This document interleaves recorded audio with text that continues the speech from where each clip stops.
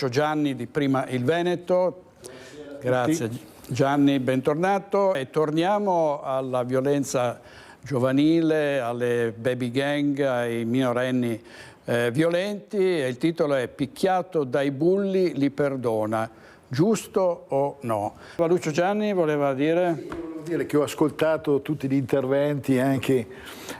Il problema è molto complesso, non è di semplice, non si può essere pro, contro, schierarsi, perché schierandosi già pensi di trovare una soluzione, di avere la soluzione in tasca, ma di fatto l'unica cosa che io condivido di quello che ha detto il psicologo è che questi casi sono destinati a aumentare, perché il resto di quello che lui ha detto, mi dispiace, io non sono un esperto, io non sono un tecnico, io sono semplicemente un genitore che i suoi figli sono fra l'altro grandi, 36, 34, 32 anni, quindi l'unica esperienza è, oggi posso parlare come cittadino, se non come genitore, ma uno non mi può dire che questi picchiano perché hanno visto i genitori che si picchiano.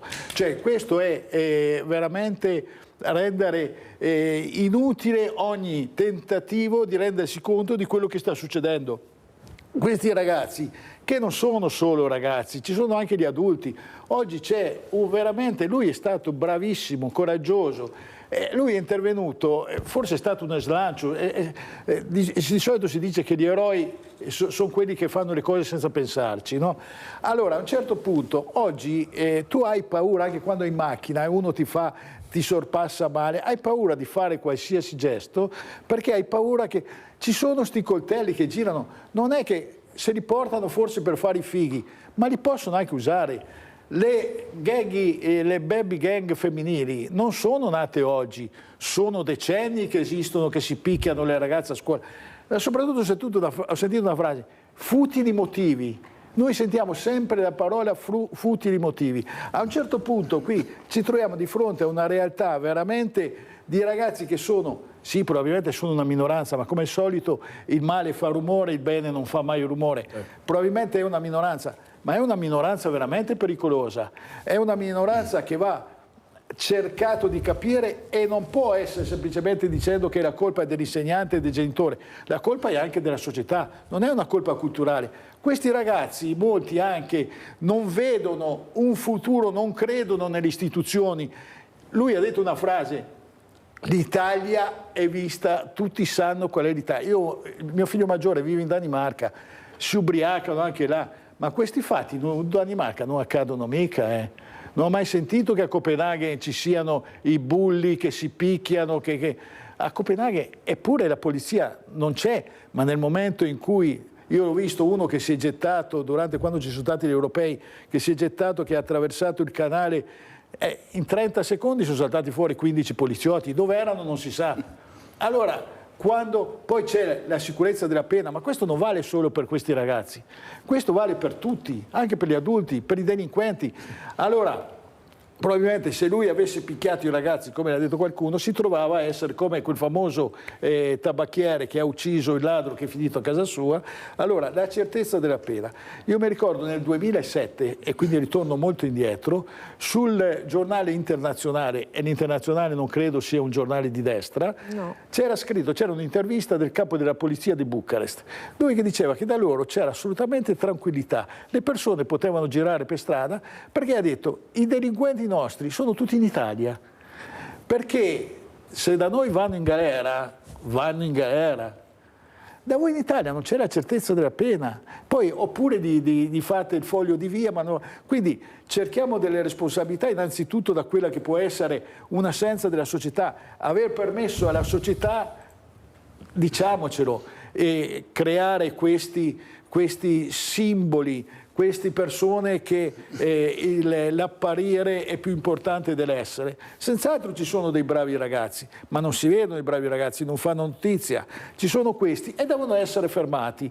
Lui non ha detto che non li ha denunciati, li ha denunciati. Certo. Lui ha detto che sta valutando il caso se è necessario farsi pagare i danni. E quindi è è un senso di perdono, ma lo valuterà dopo aver verificato probabilmente se nei ragazzi c'è il senso di quello che hanno compiuto. Probabilmente erano sotto... Poi questa facilità di queste sostanze stupefacenti che gira, questa necessità di questi ragazzi di essere il bullo, perché il bullo più bullo è il più grande, il più forte, tutti lo devono imitare. Cioè, parlava della trasmissione di Rete 4, qualcuno parlava della trasmissione di Rete 4, l'ho visto anch'io, quello là, di quello che è andato, che a momenti picchiava anche il presentatore. Allora, non possiamo limitarci a dire la colpa è della famiglia, la colpa è della scuola, la colpa è una colpa complessiva che non è culturale, è una colpa complessiva che dobbiamo renderci conto e non ci sono soluzioni, nessuno ha la soluzione in tasca, neanche Panatta credo che la soluzione ce l'abbia in tasca. Certo, potrebbe essere una soluzione, bisogna però trovarsi uniti tutti quanti e secondo me ci sono delle grosse responsabilità a livello politico. Bisogna dire che io ho sentito tutti quanti che hanno una soluzione, ma effettivamente sono tutte soluzioni più che altro buttate là, ma che concretamente anche le tue, ti do del tu, no? Anche le tue soluzioni partono da, tu hai detto lasciamo stare il fatto e vediamo la soluzione. Io direi guardiamo anche la causa, perché dobbiamo partire da delle motivazioni, perché ad esempio quando io non posso dire a quella mamma o anche a quella mamma e papà che il figlio va a casa e li picchia perché vuole i soldi per procurarsi la droga, non posso dire fai un sorriso la mattina, dagli un abbraccio, quelli là devono sopportare, quelli dovrebbero denunciare il figlio, ma a volte non lo denunciano perché è l'amore materno e paterno che lo fa. Allora, è vero, cerchiamo di trovare la soluzione, lasciamo stare il problema perché il problema è innegabilmente enorme e probabilmente noi ci stiamo rendendo conto adesso perché i boy sono scappati via. Noi adesso ci stiamo fasciando la testa quando che effettivamente abbiamo un dolore terribile e non ci siamo accorti quando succedeva tutto quello che è successo. Esatto, ricordo che... Perché allora a questo punto dobbiamo andare sì a trovare la soluzione, ma se non parto dalla causa e quindi non elimino la causa, non andrò a trovare una soluzione definitiva perché le baby gang sono destinate ad aumentare, come ha detto il psicologo, e aumenteranno perché è un vanto oggi per un ragazzo, ma anche per gli adulti. Oggi abbiamo, credo che, io non so, a volte ho sentito parlare qualcuno che mi sembrava che vivessero nel paese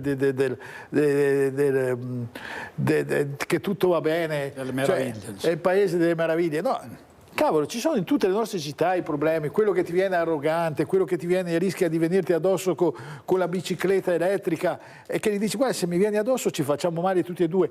Has tu qualche problema?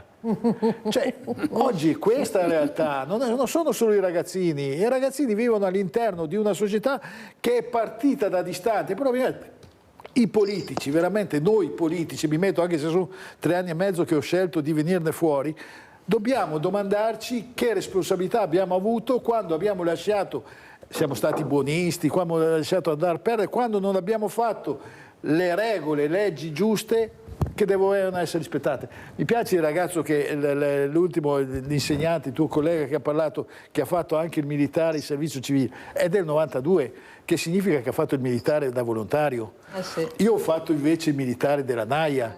Io immagino che questi ragazzi di oggi, perché tanti dicono facciamoli fare 16 mesi di Naia, questi si ammazzano, questi non hanno la realtà di cosa significa vivere 12 mesi di militare, questi ragazzi qua oggi, questi si ammazzano o ammazzano gli altri, cioè veramente siamo di fronte a un problema molto complesso dove credo che nessuno ha la soluzione in tasca e dobbiamo fare tutti un passo avanti, nessuno deve essere presuntuoso di essere quello che arriva con la bandiera della verità.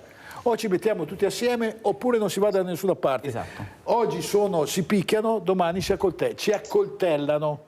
Allora grazie a tutti davvero per essere stati con noi, siamo in studio Lucio Gianni di Prima il Veneto. Buonasera a tutti, grazie dell'invito direttore.